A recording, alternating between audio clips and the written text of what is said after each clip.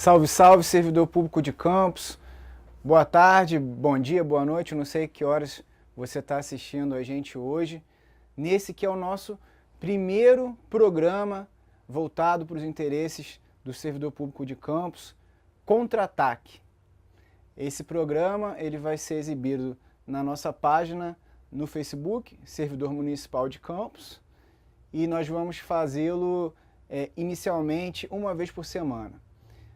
Hoje a gente tem a presença de duas pessoas especiais, a minha amiga Elaine Leão, servidora da Saúde, e meu amigo Felipe Scher, servidor da Guarda Municipal de Campos, para falar de um tema que diz respeito a todos nós servidores municipais, que foi a primeira semana do servidor público de Campos, acontecida entre os dias 23 e 27 do mês passado.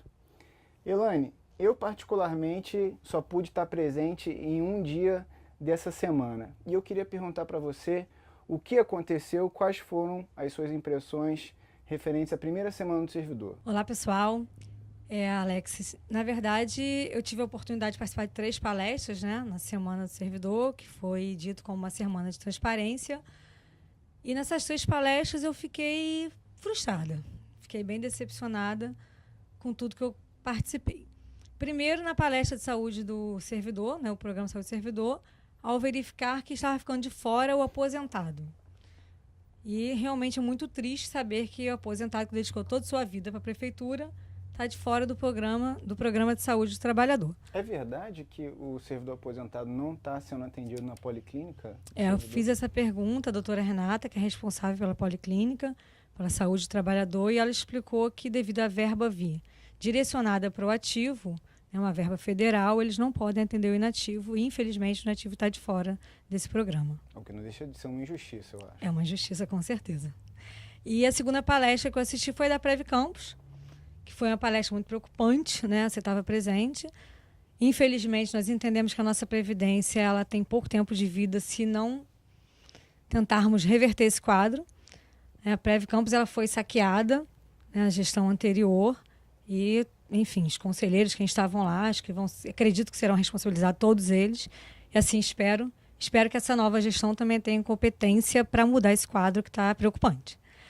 A terceira palestra que me deixou ainda mais, eu não sei nem qual, né? Você vai vendo tantas decepções, foi a do Felipe Quintanilha, que é o secretário de Transparência, que ele mostrou a realidade da prefeitura. Segundo ele, nós temos unidades de saúde demais, unidade de educação demais na cidade, e a folha está muito alta, né? Como ele colocou o servidor como um custo, no momento algum o servidor entrou como um investimento, mas sim como um custo. Ele falou em corte de servidor efetivo. Isso me assustou muito, né? Quando ele falou que existe uma possibilidade, na verdade, uma necessidade, ele nem colocou como possibilidade, uma necessidade de um corte de efetivo.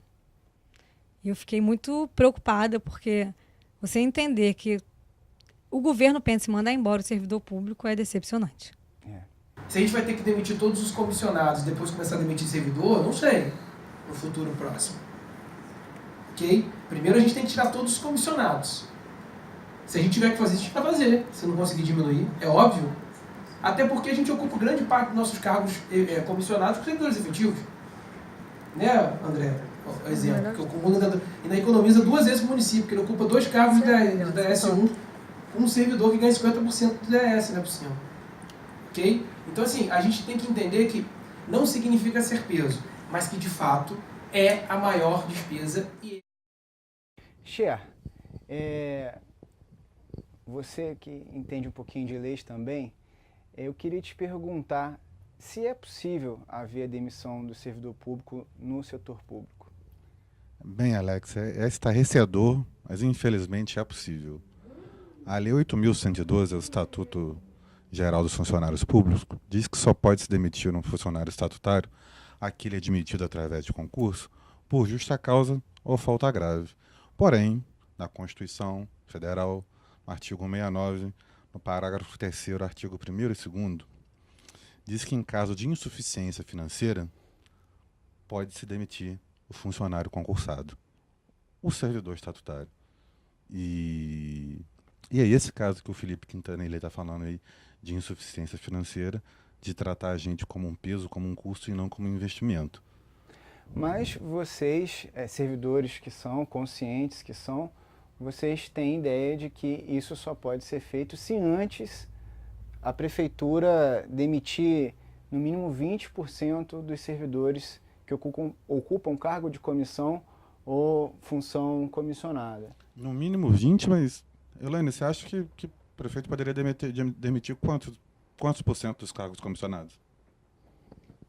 Bom, eu acredito que, juntamente com o sindicato, os servidores vão lutar para que ele venha demitir no mínimo 90%, né? Eu acho que é por aí. Eu acho que ele tem que...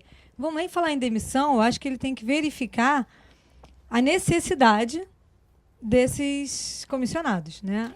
Vocês acham que existem cargos comissionados demais na prefeitura?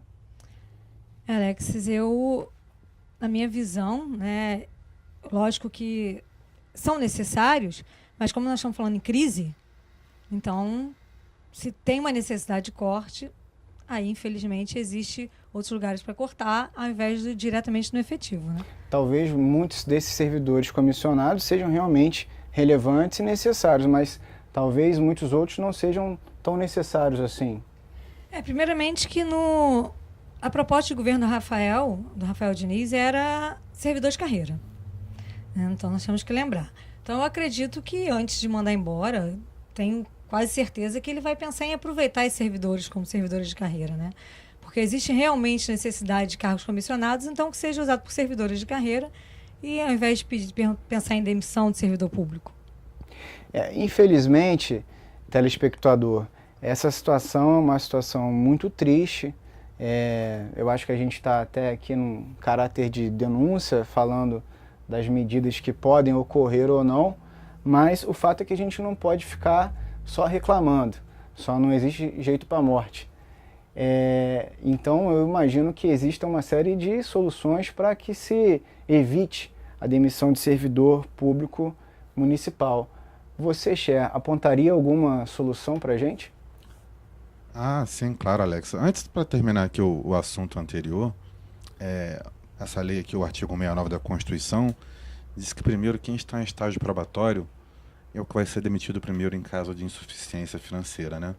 O município entrar em colapso, má gestão financeira, como aconteceu nos anos de fartura. Mas sim, a sua pergunta, eu sou funcionário, eu sou servidor público desde 2005 e eu tive perdas. E eu não sabia para quem recorrer. Eu não sabia quem ia me defender. Em 2015 foi aprovado um plano de cargos e salários, e esse plano de cargo foi trocado com uma barganha, né? Não deu aumento e deu o plano de cargo e salário. Nós tivemos um plano de cargo e salário que aumentou a carga horária para 40 horas e não ganhamos o aumento. E nesse ano de 2015 a inflação foi de quase 10%. Foi uma perda gigantesca. Perdemos o Rio Card, uma perda gigantesca.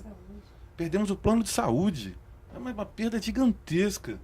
Aumento em 2017, mais outra perda gigantesca. E até então eu não sabia quem podia fazer algo por nós, de quem é a prerrogativa. E hoje eu sei, é o sindicato que tem esse poder de lutar. E eu era inerte, eu confesso, eu fui inerte durante muito tempo, muito ignorante de não saber que o sindicato podia fazer isso. E hoje eu sei que o sindicato pode fazer isso. Isso é um absurdo. É um absurdo o servidor não saber quais são as prerrogativas do sindicato. É um absurdo maior ainda o sindicato ter compactuado com essa gestão de perdas. É verdade, pessoal. Infelizmente, o quadro que se apresenta para a gente no funcionalismo público em Campos não é favorável, mas não é nada que seja impossível de mudar, não é verdade? Então, fica aqui encerrado o nosso primeiro programa Contra-Ataque. Com muita satisfação, a gente gostaria de agradecer os nossos amigos aqui do Sindipeto NF pela oportunidade de estar utilizando o espaço deles e dizer para você, se você gostou do programa, aguarde na semana que vem, na próxima quinta-feira também, na parte da tarde, a gente vai liberar a segunda edição do nosso programa Contra-Ataque. Fiquem com Deus, um grande abraço.